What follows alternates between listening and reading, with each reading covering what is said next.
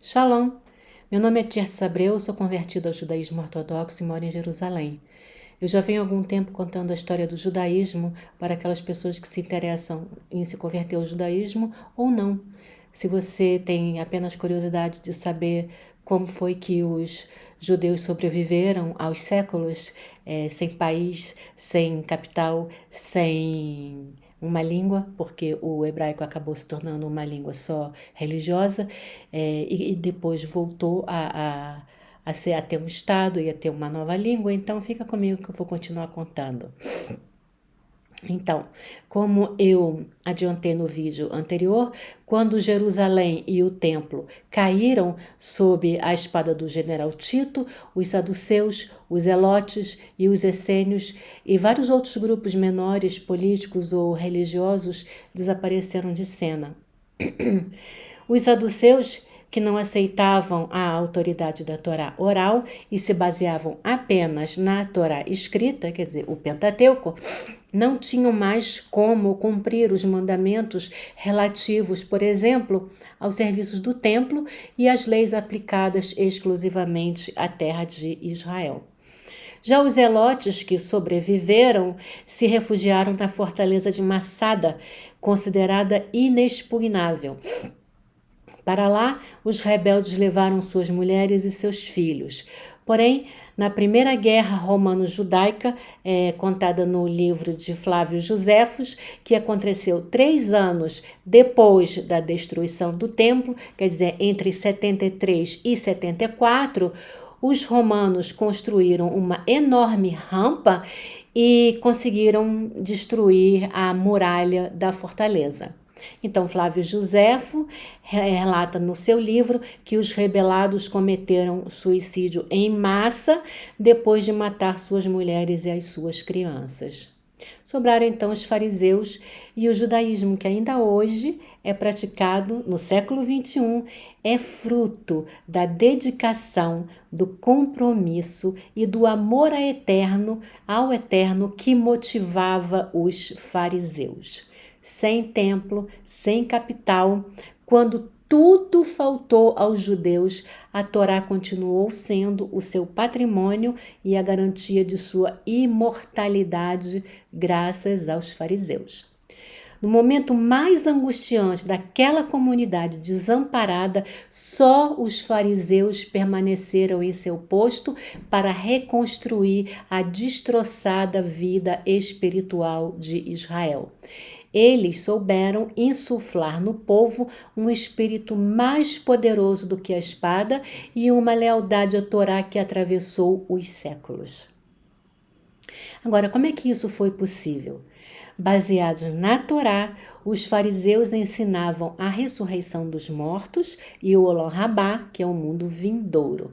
Eles pregavam sobre um Deus que era universal, cuja benevolência se estendia sobre toda a terra e sobre todos os homens. Não era um Deus exclusivista, como, por exemplo, na visão dos saduceus, que Elohim era um Deus apenas dos judeus. Já os fariseus diziam que não, que o Eterno é Deus de toda a humanidade.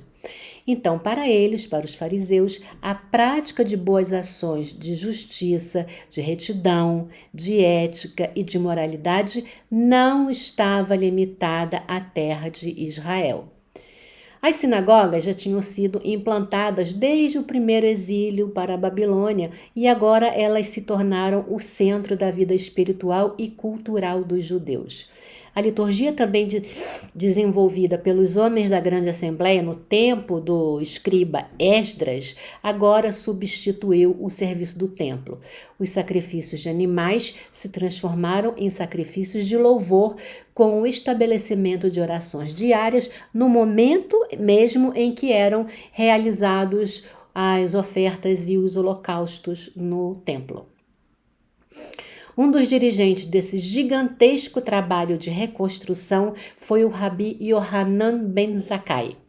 Quando eu li no livro no qual eu estou me baseando para contar essas histórias, que se chama Breve História do Judaísmo, que eu já mostrei em outros vídeos, eu até me emocionei, porque aqui em Jerusalém eu moro numa rua que é transversal à rua Yohanan Ben Zakkai. Aliás, aqui na minha vizinhança, todas as ruas têm nomes dos sábios da Mishnah. Mas eu vou falar da Mishnah mais tarde, ainda desse vídeo. Eu ainda não tô boa aqui da minha sinusite. E eu tô até respirando mal.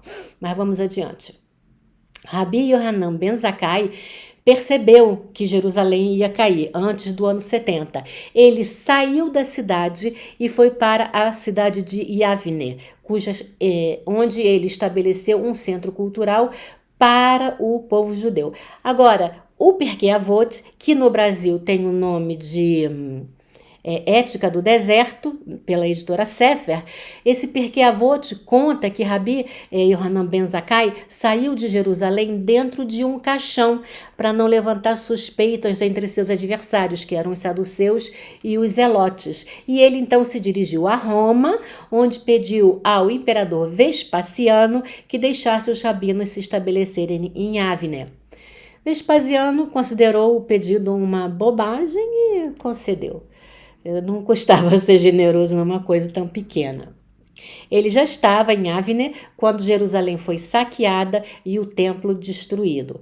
Como é costume entre os judeus, ele rasgou as suas vestes, mas lembrou firmemente aos seus discípulos que eles ainda tinham a Torá.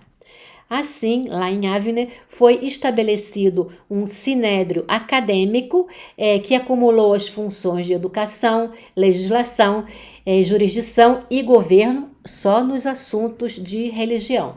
Também promulgou uma quantidade importante de leis religiosas e criminais adaptadas à nova situação, né? Porque agora não tinha mais sumo sacerdote, então eles criaram leis para se adaptar a essa nova situação.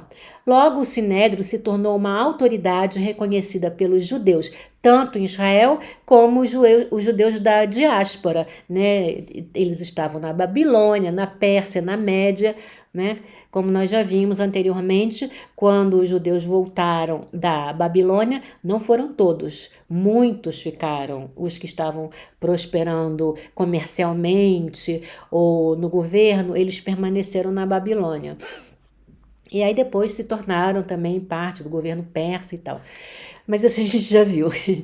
O Sinédrio tinha o seu nasci, que significa presidente ou príncipe, e este se tornou o representante acreditado da nação junto às autoridades romanas.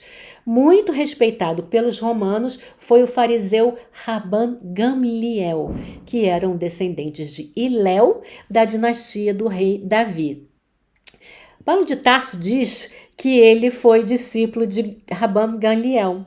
Bom, acho que não adiantou muita coisa. Na área da educação, entre as tarefas do Sinédrio estavam o ensino e a transmissão da Torá oral. 2 métodos foram adotados pelos mestres do Sinédrio, o Midrash e a Mishnah. O Midrash é a exposição de um texto bíblico a fim de ser investigado e esmiuçado pelo mestre e os seus discípulos. A Mishnah, palavra de raiz hebraica que significa repetir, é exatamente isso. A memorização e transmissão da Torá oral pela repetição sem suporte material escrito. O método Midrash já era utilizado por Esdras desde o fim do primeiro exílio e a Mishnah foi adotada pelo final do século I antes da Era Comum. Esses métodos de ensino eram transmitidos de geração em geração de forma oral. Os sábios tinham receio de escrever os ensinamentos e as conclusões derivadas dessas práticas para que não fosse confundido com a Torá escrita, o Pentateuco. Porém, com a destruição do templo e as perseguições contra os judeus que permaneceram na Judéia, os sábios daquela geração começaram a se inquietar com a continuidade da transmissão. Temiam que os discípulos não tivessem mais tempo e estado de espírito para se dedicar à memorização. Assim, Rabi Akiva, que viveu de 50 a 135, foi o primeiro a sistematizar o conteúdo da lei oral, classificando os ensinamentos de acordo com os seus assuntos. Ele criou divisões e subdivisões para facilitar a tarefa dos mestres no tratamento de novos assuntos e de novos problemas à medida que eles apareciam. Lembrando que todas as conclusões que eles tomavam era tudo baseada numa lei já escrita na Torá, no Pentateuco, tá? A Academia de Yavne funcionava perfeitamente bem até a ascensão do imperador Adriano ao trono de Roma, que reinou de 117 a 138. Adriano adotou uma política de promoção de uma uniformização cultural e religiosa entre os povos submetidos a Roma. Entre outras medidas, mandou que fosse erigido no lugar que pertencera ao Templo Sagrado de Jerusalém um templo para Júpiter Capitolina. Shimon Bar Kokhba comandou uma revolta contra Roma em 132. Novamente, os fariseus foram contra a revolta. Para eles, a liberdade de estudar e de transmitir a Torá estava acima de tudo. Porém, Rabi Akiva declarou que Bar Kokhba era uma espécie de messias militar e assim as multidões que se sentiam ultrajadas por Adriano novamente pegaram armas contra o império. Eles resistiram por 3 anos e meio e em 135 Bar Kokhba foi morto. Essa primeira derrota deu origem a perseguições contra os judeus até então sem paralelo. Adriano compreendeu que a força dos judeus vinha da Torá. De nada tinha adiantado tirar-lhes o templo e a capital. Enquanto eles obedecessem à Torá, não poderiam ser assimilados à cultura romana. Assim, Adriano suprimiu o Sinédrio, fechou o centro de Yavne e proibiu, sob pena de morte, o estudo e o ensino da Torá. Mais uma vez, como já tinha acontecido séculos antes, por uma proibição semelhante dada pelos gregos, muitos judeus deram suas vidas, mas se recusaram a obedecer ao imperador pagão. Rabi Akiva foi um dos que não obedeceu ao decreto imperial e continuou ensinando a Torá. Como consequência disso, ele foi morto de uma maneira horrível, como está descrito no livro A Ética do Deserto, que eu recomendo fortemente. Adriano mudou o nome de Jerusalém para Hélia Capitolina e proibiu os judeus de entrarem na Cidade Santa, exceto no dia 9 de Ave, que é o aniversário da destruição dos 2 templos. Tanto o primeiro templo, destruído por Nabucodonosor, como o segundo templo, destruído por Tito, os 2 foram no dia 9 de Ave, que é do calendário hebraico. Os judeus, então, podiam, nesse dia 9 de Ave, ir se lamentar junto ao muro ocidental, que permanece em pé até os dias de hoje.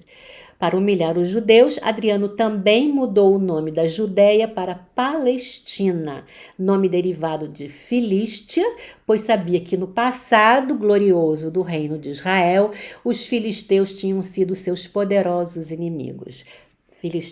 Filístia, Palestina. Porém, naquela altura, a Torá já estava firmemente enraizada no coração e na mente do povo judeu, tanto os de Israel como os da diáspora, que contavam com centenas de escolas e sinagogas, com mestres que continuaram a obra de transmissão da Torá que tinha sido ensinada pelas gerações anteriores. Assim, o povo judeu foi espalhado pelos 4 cantos da terra, sem Estado, sem país, sem governo, mas unidos pelo conhecimento da Torá e pela fidelidade ao Deus único e uno. Forjaram uma literatura, religião e cultura destinadas a preservar sua consciência nacional e assegurar a sua sobrevivência como um povo separado, mas vivendo entre as nações do mundo. As perseguições de Adriano quase puseram fim à comunidade judaica na terra de Israel. Muitos foram vendidos como escravos, foram deportados e outros conseguiram fugir, especialmente para a Babilônia. Em 138, Adriano morreu e seu sucessor, Antonino Pio, mais uma vez deixou os judeus da Judéia em paz. Os fariseus se mudaram para a Galileia e lá criaram um novo sinédrio acadêmico, tendo como nasci Rabi Shimon ben Gamliel, que é o filho do Rabban Gamliel, e esse novo sinédrio atingiu o auge das suas atividades sob a presidência do filho de Shimon ben Gamliel, o Rabi Yehudá Hanassi, ou Judá o Príncipe, que viveu de 135 a 217.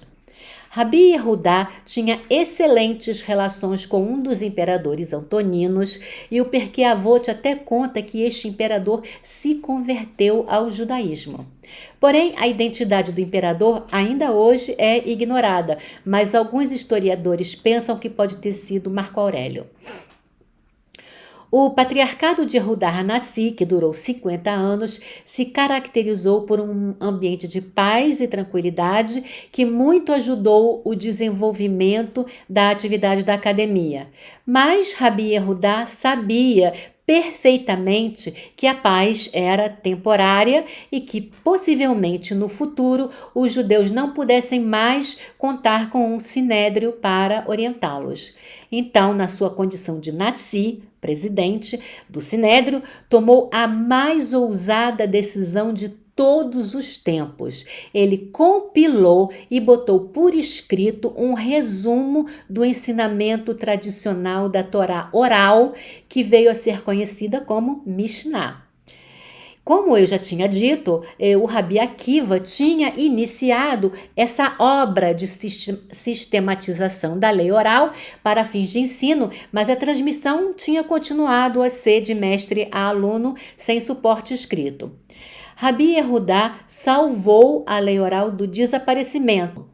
A Mishnah servia ao mesmo tempo como código e sumário de lei oral. Como código, a Mishnah indica a lei padrão, tal como fixada pelas precedentes assembleias. E como sumário, inclui tudo o que Rabi Yehudá considerou merecedor de conservação. A Mishnah de Rabi Yehudá deixou aberto o campo para posteriores pesquisas, estudos, investigação e desenvolvimento. Rapidamente, a Mishnah se impôs como autoridade entre os judeus, sendo submissa apenas à Torá escrita. Como eu já disse, todas as leis novas, as decisões novas que eram tomadas pelos rabinos para se adaptar ao momento histórico que eles estavam vivendo, tinham que ser baseadas na Torá escrita, no Pentateuco. Rabi Yehudá morreu em 217 e assim, na palavra de seus contemporâneos, abre aspas, a glória partiu de Israel, fecha aspas. Sua ousada decisão provou ter sido sábia, pois em pouco tempo as dificuldades que os judeus enfrentavam em terra de Israel, tal como perseguições, más colheitas, impostos elevadíssimos, doenças, tudo isso os forçou a fechar várias escolas e mesmo a se exilar para regiões mais favoráveis à prática da vida judaica. Gradualmente, o centro cultural do povo judeu se moveu da Judéia para a Babilônia, onde o ensino da Mishnah floresceu nas academias de Sura, Nehardea e Pumbedita. Essas 3 academias, com estreita colaboração com as escolas que restaram em Israel, trabalhavam para a manutenção e o desenvolvimento das tradições e do ensino judaico.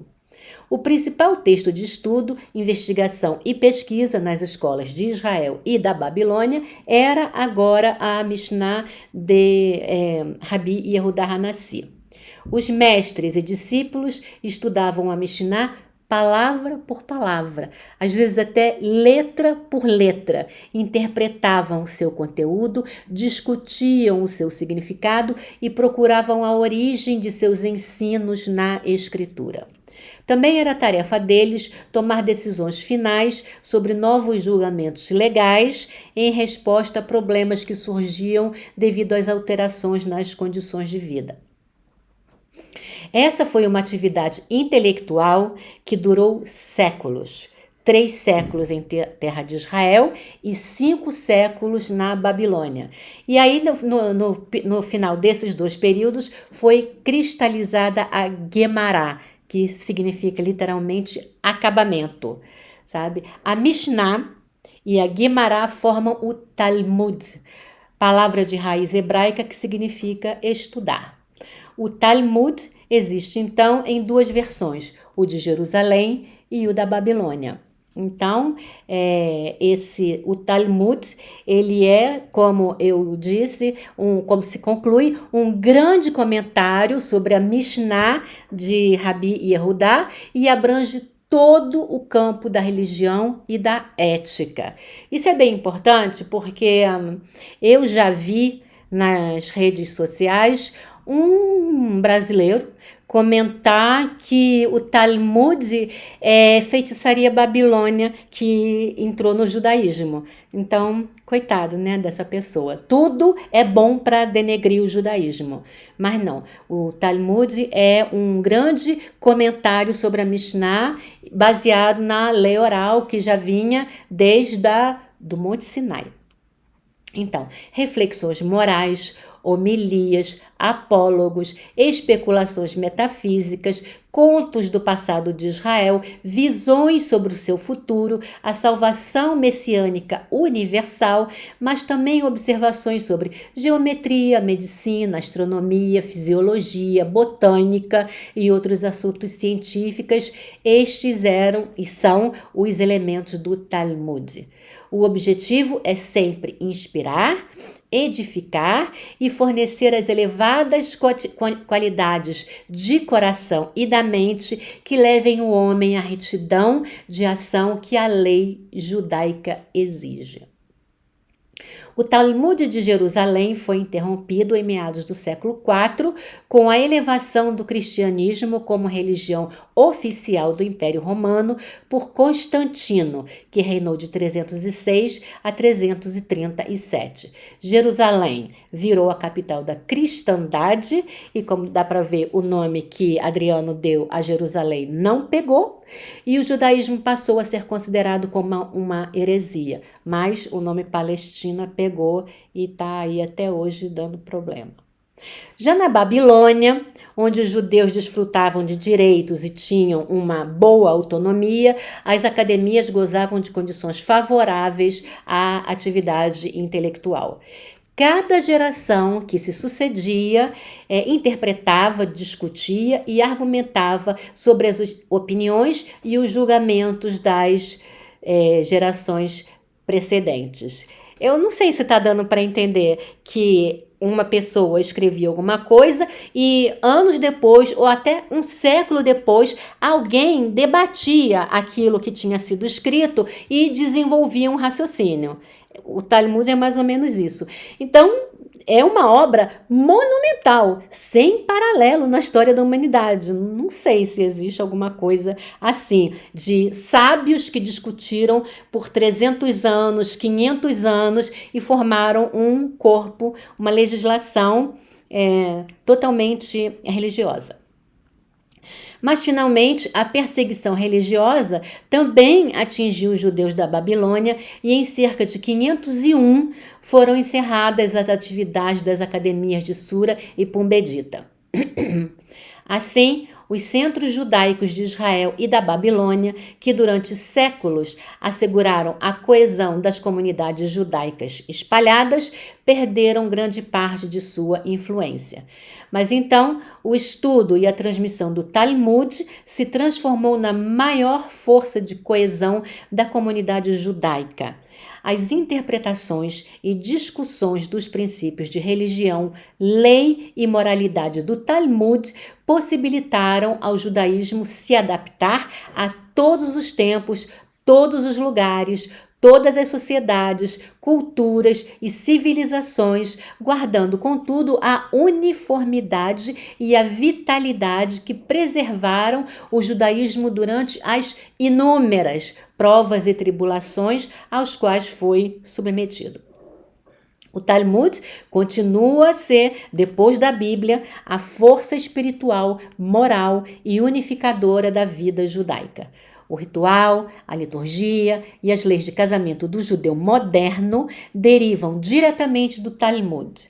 Também o Talmud deu forma às doutrinas religiosas e éticas que constituem em grande medida o judaísmo de hoje. Resumindo, o Talmud é a história da interpretação da Bíblia, da elaboração de leis secundárias e do acréscimo de guias práticos e conselhos ensinados pelos sábios ao povo de Israel durante quase 1000 anos, desde os tempos do escriba Esdras até o final do século V da Era Comum. O Talmud também é fundado na Bíblia e os seus ensinamentos e princípios são a linha direta do desenvolvimento daqueles comunicados na Torá, nos profetas e nos escritos sagrados. Então, o Talmud, para quem ouviu essa besteira, não tem nada a ver com feitiçaria babilônia que se infiltrou no judaísmo. O Talmud é os comentários da Torá que permaneceram, que possibilitaram a sobrevivência do povo judeu. Se você gostou de saber disso, eu peço que deixe o seu like, que deixe um comentário se você quiser, transmite para outras pessoas que estejam interessadas em conhecer, né? Porque é um assunto curioso mesmo, é um assunto interessante. Então, por hoje eu digo a vocês, Shabbat Shalom.